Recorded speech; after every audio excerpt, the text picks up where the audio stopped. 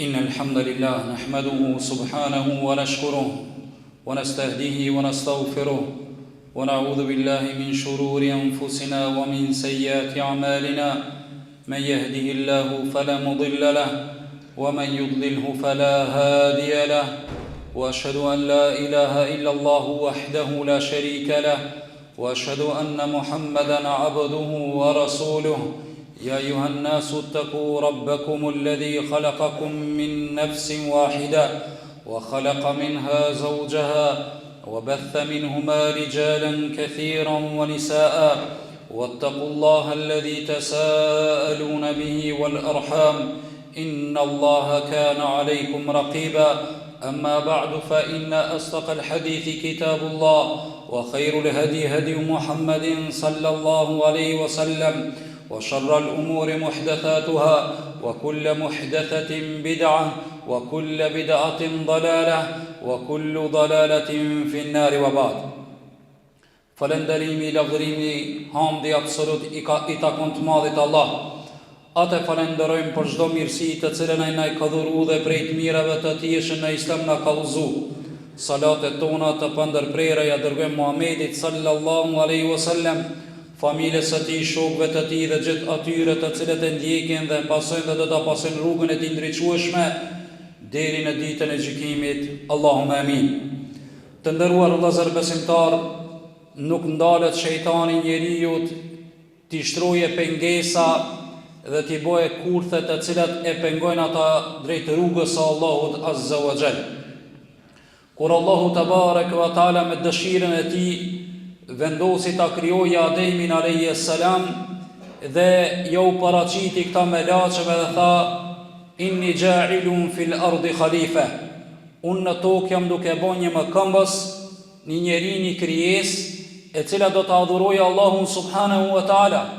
Mirë po melaçet kishin lajme dhe kishin një praktik e cila ishte më hershme, për arsye se Allahu i pat kriju e gjinat të cilët bënën krim në tokë dhe i thanë Allahu subhanahu wa taala ataj'alu fiha man yufsidu fiha, a je duke kriju krijesë të cilët do të bëjnë fesad, krime në tokë? Allahu tha inni a'lamu ma la ta'lamun, unë e di atë çka ju nuk e dini. Allahu xhalla shanu wa xhalla jalalu e krijoi Ademin alayhis salam në xhennet dhe i dha mirësitë e xhennetit. Dhe Allahu subhanahu wa taala pa ja pru shpirtin i urdhroi melaçet që t'i binë në shenjë respekti gjithë sejdë Ademit alayhis salam. Mirë po krijesa gjin, Iblisi alayhi la'na e refuzoi respektin, urdhrin e Zotit dhe nuk e respektoi. Dhe tha Allahu subhanahu wa taala në ato momente i tha Iblisit ma mana'aka alla tasjud, çka të boni ty që ti mos më qenë për atyre të cilët i bë sejdë Allahut? Qala ana khairun min, tha unë o krijues, o Zot, unë jam më i mirë se ai. Khalaqtani min narin wa khalaqtahu min tin, tha mund ke kriju nga zjarri ndërsa ata nga lloçi, nga dheu. Andaj edhe e refuzoi dhe e zunë në çmim në urdhrin të cilin Allahu e dha. Atëherë Allahu subhanahu wa taala përjashtoi nga rahmeti vet dhe i tha qala khruj minha madhmuman madhura, largohu nga mëshira ime dhe nga xheneti im. Mirë po shejtani e pat një kërkesë nga Allahu dhe tha o Zot, andhirni ila yawmi yub'athun, më afatizo, më jep mundësi deri në ditën e ringjalljes, për arsye se innaka minal munzarin, për arsye se ti je Zoti i cili jep mundësi njerëzve, krijesave. Allahu subhanahu wa taala ja dha këtë mundësi. Mirë po shejtani u përbetu dhe tha thumma la'atiyannahum min bayni aydihim wa min khalfihim wa an aymanihim wa shama'ilihim wa la tajidu aktharahum shakirin. O Zot, pasi që ti më dhave mundësi mu dhe afat që unë me qenë shoqëruesi një njeriut në këtë jetë, tha unë atyre do t'ju vinë nga para, nga pas, nga djathtë dhe majtas, edhe nuk ki për t'i gjetë pakicën e njerëzve falëndërues ndaj teje. Allahu subhanahu wa taala Këtu na I dha shancën dhe mundësie me kuptu kush është shejtani.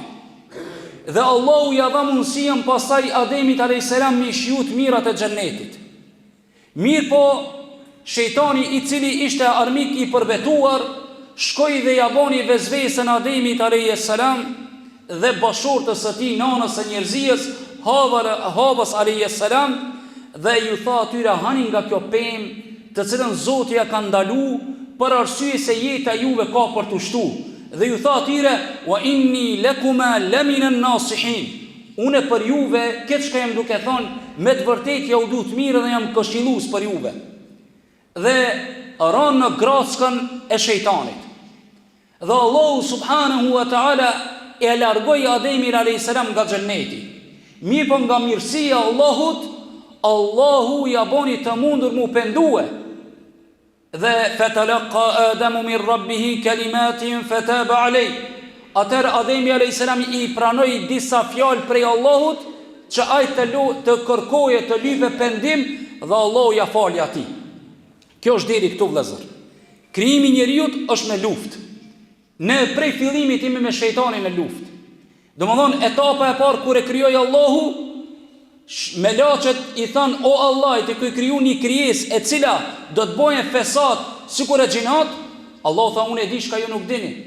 Pastaj Allahu ju urdhroi melaçet edhe xhinat mi rastësisht e xhinat iblisi e refuzoi. Melaçet e respektuan urdhën e Allahut. Pastaj ai lipi prej Allahut afatizim, Allahu ja dha dhe u përbetu që njerëzve do t'ju bëje kurthe dhe do t'i bëje që ata të devijojnë nga rruga e Zotit.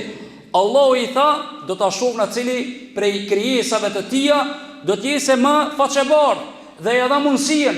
Pastaj shkoi te Ademi a.s. I boni vezvese, e nxjerri nga xheneti. Mirë po Allahu nga mëshira e tij, Allahu ja fali Ademit a.s. Mirë po Allahu këtu shka na thot? Na tregon Allahu subhanahu wa ta'ala thot, inna ash-shaytana lakum aduwwun fattakhidhuhu aduwwa. Me të vërtet shejtani është armik I juaj, andaj mireni për armik. Allahu subhanahu wa ta'ala na drejtohet në ashtu duke thonë, ja ayyuhalladhina amanu la tattabi'u khutuwati ash-shaytan. O ju të cilët keni besu, mos I pasoni hapat e shejtanit. Të nderuar vëllezër, zakonisht kur shejtani do me deviju një njeri ka hapa të cilët njeriu shkon deri te devijimi total. Unë do t'i ceki disa prej tyre qish I ka ceki Ibn Qayyim rahimahullah. Hapi I parë I shejtanit vëllezër, të cilin ja bën njeriu tash me mohu Allahun subhanahu wa taala, me bë kufër. Dhe kjo hapi më kulminant, dëshira më e madhe. Kur ai arrin këta rahatohet, nuk ka punë me ta. Për arsye se Allahu e ka kriju insanin ata me adhuru, wa ma khalaqtul jinna wal insa illa liya'budun. Nuk I kam kriju e xhinat dhe njerëzit vetëm Allahu me adhuru. Kur ai arrin qëllimin, iblisi, shejtani, me deviju nga adhurimi I Allahut, e arriti misionin. Andaj pengesa e parë, të cilën njeriu e ka me shejtanin është në mohimin e Allahut subhanahu wa taala. Dhe këtu ndalen edhe jap një vërejtje. Dijeni vëllezër të nderuar, prindër të nderuar, vëllezër të nderuar, betejë është me do të jesë me njerëzit të cilët e folin gjuhën tonë, me njerëzit të cilët ndoshta babën e ka pas haxhi, ndoshta babën e ka pas edhe hoxh. Betejë është me do të jesë me këta njerëz të cilët do ta mohojnë Allahun, të cilët do të thonë që Allahu nuk ekziston, dhe vetëm se kemi shkëndijë të tilla, të cilët janë duke dalë në pa në shoqërinë tonë, të cilët e mohojnë Allahun subhanahu wa taala dhe thonë është një krijues, por nuk ka Allahu, nuk ka fe islame, nuk ka shami, dhe fillojnë tallja me këto shenja dhe simbole të islamit. Kjo është lufta e shejtanit vëllezër, që për neve si xhamatli, si besimtar, na jep të mobilizohemi, të vetëdijsohemi. Kur njeriu e kupton që ato është dimri, e vesh xhaketën, jaknën. Kur njeriu e kupton që shtëpia e tij është e ftoftë, e ndez një nxehje në të që të nxehet ambienti. Kur njeriu e kupton që është duke ardhur një rrezik, mobilizohet me dije, me dituri. Vëllezër të nderuar, duhet të lexojmë, duhet të dëgjojmë, të mobilizohemi që familjet e tona t'i ruajmë nga virusi I cili mundet më na u fut neve në mohimin e Zotit. Allahu na ruaj. Ju e dini që Perëndimi, një numër I tyre I madh, edhe pse deklaron në publik si krishterë, në realitet ata janë ateist. Dhe ajo është duke zbrit edhe tek ne në Ballkan. Dhe kjo do të jetë se në vitet e ardhshme edhe më dominante. Allah i rujt këtë popull ja Rabbel Alamin. Mirë po, lufta këtu e shejtanit është që të kemi kujdes. E kush nuk ka mundësi mu mobilizu me dituri, ju porosis me ibadet. Shtëpijat e juaja të ngjallni me ibadet, duke mundu që Kur'ani të dëgjohet në shtëpijet e juaja, duke mundu që i ligjëratat të jenë pjesë përbërëse e familjeve të juaja, që ju ta ngjallni shpirtin e imanit dhe islamit në shtëpijet e juaja. Ndoshta dikuj i duket eran, por ne vetëm se kemi raste edhe në shkupin ton, edhe në rrethin, ku ka njerëz të cilët e mohojnë Allahun dhe janë krenar në thojza me mohimin e Allahut subhanahu wa taala. Kjo hapi i parë i shejtanit që njeriu e çon të devijojë nga rruga e Allahut, a janë mohimi i Zotit që ai është krijues. 2. Hapi i dytë vëzër është bërja e risive dhe bidateve në fe. Ibn Qayyim e cek dhe thot, shejtani pas kufrit në Allah, etapën e ardhshme e ka që njerëzit mishtim me bë devijime në fe.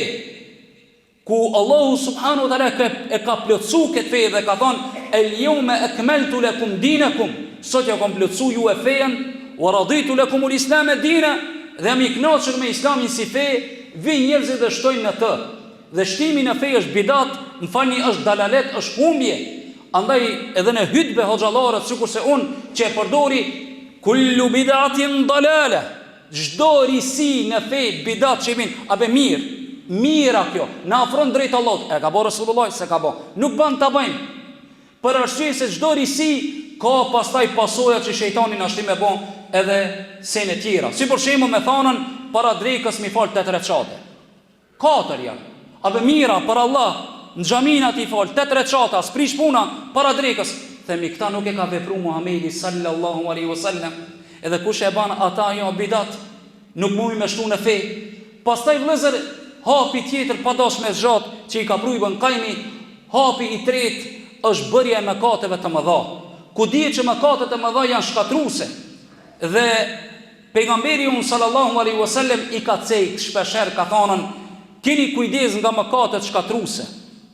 Për arsye se njeriu, nga mëkatet e mëdha, dhe i ka thënë që janë mëkate shkatruese, sikur se hirja, Zot na ruaj, njeriu me bë magji, njeriu me shpif, njeriu me përgëju, këto janë mëkate të mëdha, nuk janë të vola. Me përgëju gibet është mëkat i madh. Me bëjt fjalë është mëkat i madh. Me shpionu është mëkat i madh. Me xhelozu kështu, me teprim, njeriu hin mëkat dhe është nga mëkatet e mëdha. Këtu e ka betejën shejtani.